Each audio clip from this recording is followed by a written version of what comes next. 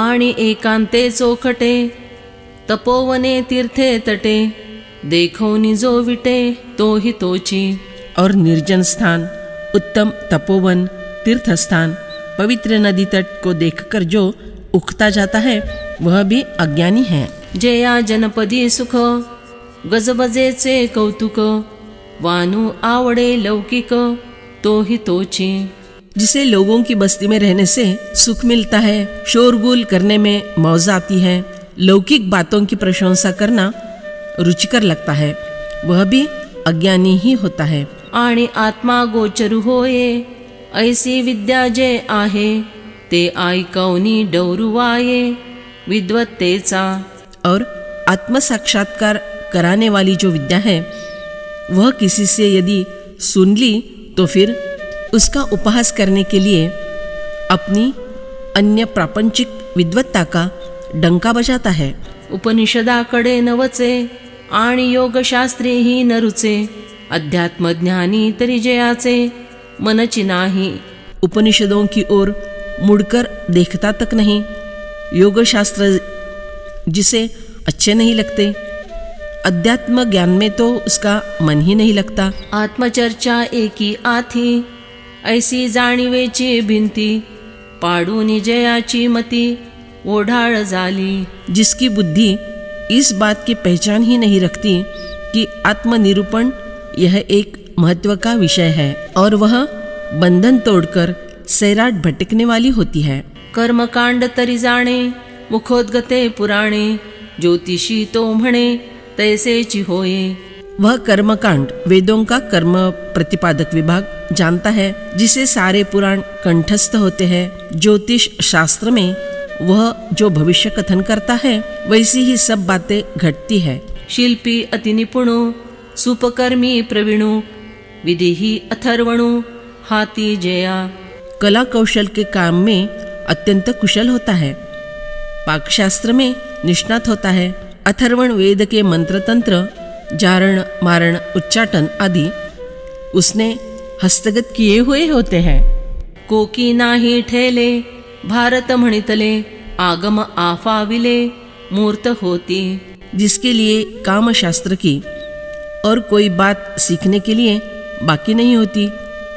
महाभारत ग्रंथ तो उसे पूरा जबानी याद होता है। मंत्र शास्त्र के मंत्र अर्थात वेद आवाहन करते ही साक्षात प्रकट होते हैं। नीतिशास्त्र सुझे, वैद्यकही बुझे, काव्य नाटकी दुजे, चतुर नाही। वह नीति शास्त्र जानता है, उसे वैद्यक शास्त्र ज्ञात होता है। काव्य शास्त्र में जिसकी बराबरी का माहिर दूसरा कोई नहीं रहता। स्मृतींची जाणे चर्चा, दंशु गारुडाचा, निघंटू प्रज्ञेचा पाईकू करी।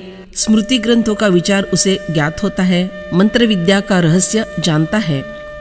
निघंटु को अर्थात वास्काचार्य ने निरुक्त में दिए हुए वैदिक कोश को बुद्धि का सेवक बनाता है, अर्थात निघंटु सहज में जबानी याद कर लेता है। व्याकरणी ही चोखडा, तर्की तरी अतिगाढ़ा, एकी अध्यात्मी चिफुडा, जात्यंधुगा।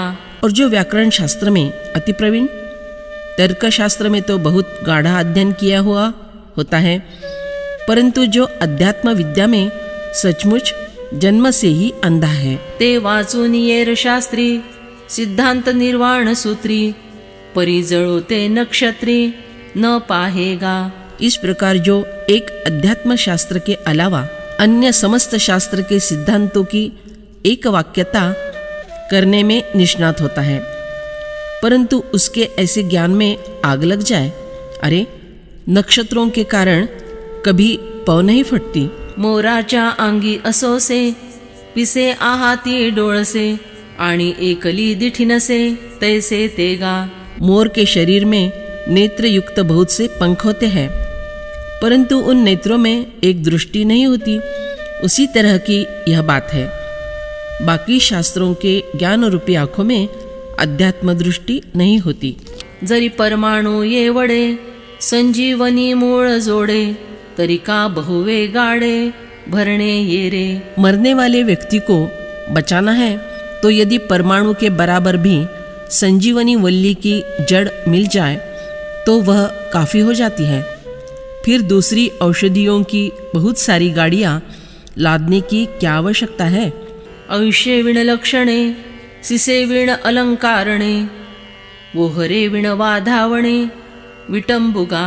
यदि आयुष्य के बिना सामुद्रिक उत्तम चिन्ह देखे जाए, मस्तक ही न हो ऐसे धड़कों बहुत से आभूषण पहना दिए जाए, अथवा वर वधू के बिना बारातियों के लिए बाजे बजाकर निमंत्रण भेजा जाए, अरे यह सब करना मानो विडंबना करना ही है। तैसे शास्त्र जात जाण, आगवेची अप्रमाण, आत्मज्ञाने विण एकलेनी।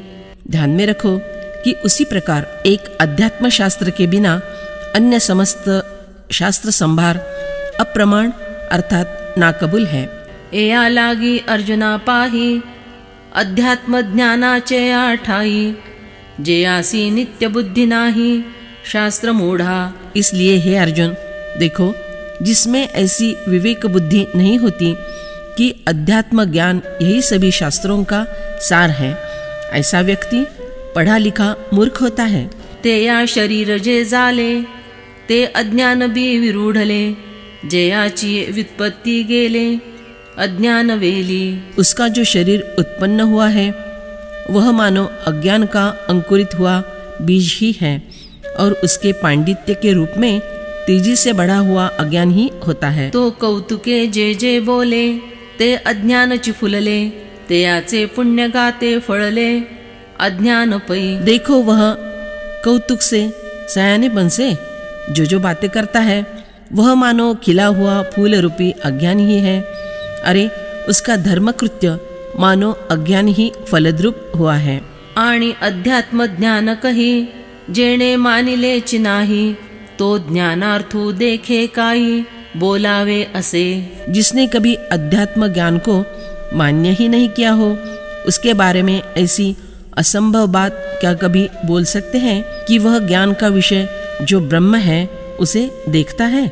ऐलीच थडी न पवता, पळोनी जाये जो मागवता, ते या पहिली दीपीची वार्ता, केवी जाणवे। जो नदी के इस पार वाले तट पर आ पहुंचने के पहले ही पीछे की ओर लौटकर भाग जाता हो, भला उसे उस पार के बेट की वार्ता का कैसे ज्ञान हो सकता है? का दारवठाची जयाचे, शिसरोविले खाचे, तो ठेवणे परिवरीचे, केवी देखे। जिसने दरवाजे की ड्योढ़ी पर खड़ा रहकर अपना सिर बंद दरवाजे की चीर में से देखने के लिए स्थिर किया हो, उसे कोठरी में अर्थात गुप्त स्थान में रखी हुई वस्तु भला कैसे दिखाई पड़ सकती है? अन्य शास्त्रों का ज्ञान देहली तक पहुंचाता है, वह अंतरंग के अध्यात्म ज्ञान का दर्शन नहीं करा सकता। तेवी अध्यात्म ज्ञान जया, आनुलोक धनंजया, तो ज्ञानाथू देखावेया, विखो काई। उसी प्रकार जिसके लिए अध्यात्म ज्ञान यह एक अपरिचित विषय होता है, हे अर्जुन, उसके लिए क्या ज्ञान का अर्थ जो ब्रह्म वह जानने का विषय हो सकता है? म्हणोनी आता विषेखे, तो ज्ञानाचे तत्व न देखे, हे सांगावे आखे लेखे, न लगे तुझ। इसलिए अब तुम्हें यह बात अंक लिखकर अथवा निबंध लिखकर विशेष रूप से बतलाने की आवश्यकता नहीं है कि ऐसा व्यक्ति ज्ञान के स्वरूप को नहीं पहचानता। जेव्हा सगर्भे वाढिले, तेव्हाची पोटीचे धाले, तैसे मागिले पदे बोलिले, हेची होये।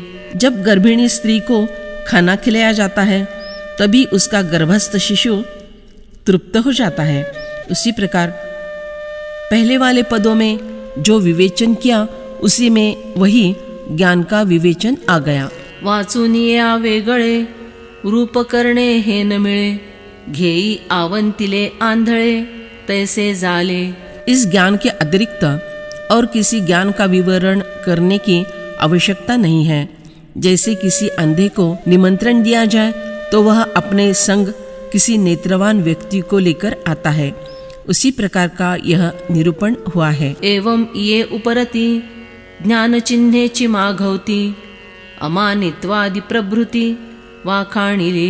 एवं इस अज्ञान के लक्षणों के निरूपण के समय सहज में ही उनके साथ ही फिर से अमानित्व आदि ज्ञान के लक्षण भी स्पष्ट होने लगते हैं।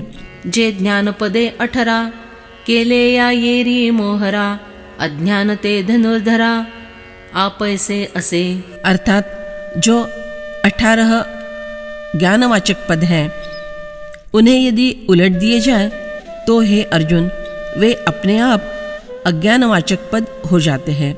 मागा श्लोकाचे अर्धार्धे ऐसे सांगितले मुकुंदे नाना उफराटी ये ज्ञानपदे तेची अज्ञान। भगवान श्री कृष्ण ने इसी अध्याय के पिछले अर्थात 11वें श्लोक के उत्तरार्ध में दूसरे आधे भाग में चतुर्थ चरण में यह बतलाया कि यदि ज्ञान के लक्षणों को उलट दिया जाए तो वे अपने आप अज्ञान के लक्षण हो जाते हैं। म्हणोनी या वाहाणी मिया केली उपलवणी का दूधा मेळवूनी पाणी फार किजे। यही कारण है कि मैंने इस नियम के अनुसार इस विषय का स्पष्टीकरण किया है, नहीं तो पानी मिलाकर दूध बढ़ाया जाए।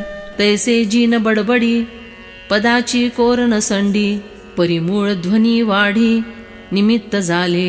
हे महाराज, उस प्रकार मैंने अपनी शुद्ध बात नहीं बढ़ाई होती, श्लोक के पद की मर्यादा का उल्लंघन न किया होता, परंतु क्या करूं, मूल पद में होने वाला ध्वनितार्थ ही इस विस्तार का कारण बना है। तव श्रोते म्हणती राहे के परिहारा ठावो आहे एत बिहिसी कावाया है कवि पोषका। यह बात सुनकर श्रोताओं ने कहा, रुको, इस व्यर्थ ही पैदा की हुई शंका का निवारण करने के लिए भला अवसर ही कहाँ है। हे कवियों को स्फूर्ति देने वाले ज्ञानदेव, यहाँ हमारे सामने तुम भयभीत क्यों हो रहे हो। अगा तू ते श्री मुरारी म्हणितले प्रगट करी जे अभिप्राय गवरी झाकिले आम्ही। अरे, भगवान ने जो अभिप्राय गीता रूपी गुफा में ढक कर रखे थे उन्हें तुम प्रकट करो, ऐसा हमने ही तुमसे कहा है। ते देवाचे मनोगत दावितु आहासी मूर्त हे ही म्हणता चित्त दाटैल तुझे। तुम तो भगवान का वह गीता रूपी मनोगत प्रत्यक्ष दिखला रहे हो, पर यदि यही बात तुमसे कही जाए तो तुम्हारा चित्त प्रेम से गदगद हो जाएगा। म्हणोनी असो हे न बोलो परिसव्या गातोषलो जे ज्ञानोत्तरे मेळविलो श्रवण सुखा। इसीलिए इस बात को रहने दो, इस बात की चर्चा हम नहीं करेंगे, परंतु अरे, हम तो सहज संतुष्ट हो गए हैं, क्योंकि इस ज्ञान निरूपण के द्वारा तुमने हमें श्रवण सुख की प्राप्ति करा दी है। आता एयावरी जे का तो श्री हरि बोलिला ते करी कथन पैगा। अरे भाई, अब तुम हमें यह बतलाओ कि इसके बाद भगवान श्री कृष्ण ने क्या कहा। एया संत वाक्यासरिसे म्हणितले निवृत्तिदासे जी अवधारा तरी ऐसे बोलिले देव। संतों के ये वचन सुनते ही श्री निवृत्तिनाथ जी के दास ज्ञानदेव ने कहा, हे महाराज सुनिए, तो देव ने ऐसे कहा कि म्हणती तुवा पांडवा हा चिन्ह समुच्चयो आघवा परिसिला तो जाणावा अज्ञान भागो। भगवान श्री कृष्ण कहते हैं, हे अर्जुन, तुमने जो यह लक्षणों का संपूर्ण संग्रह सुन लिया वह अज्ञान भाग है, ऐसा समझो। एया अज्ञान भागा पाठी देऊनी पैगा ज्ञान विषयी चांगा दृढ़ा होई। अरे, इस अज्ञान विभाग का साथ छोड़कर इस ज्ञान के विषय में अच्छे से स्थिर हो जाओ। मग निर्वाळले निज्ञाने ज्ञेय भेटेल मने ते जाणावे या अर्जुने आश केली। फिर तुम्हें विशुद्ध ज्ञान के द्वारा ज्ञेय का अर्थात ब्रह्म का साक्षात्कार हो जाएगा। इस बात को सुनते ही अर्जुन के मन में उसे जानने की इच्छा उत्पन्न हुई। तव सर्वज्ञांचा रावो जाणोनी ते याचा भावो म्हणे ज्ञेय अभिप्रावो सांगो तुझो। उस समय सर्वज्ञों के स्वामी भगवान श्री कृष्ण ने उसका भाव पहचान कर उससे कहा, अब मैं तुम्हें ज्ञेय का विचार बतलाता हूँ।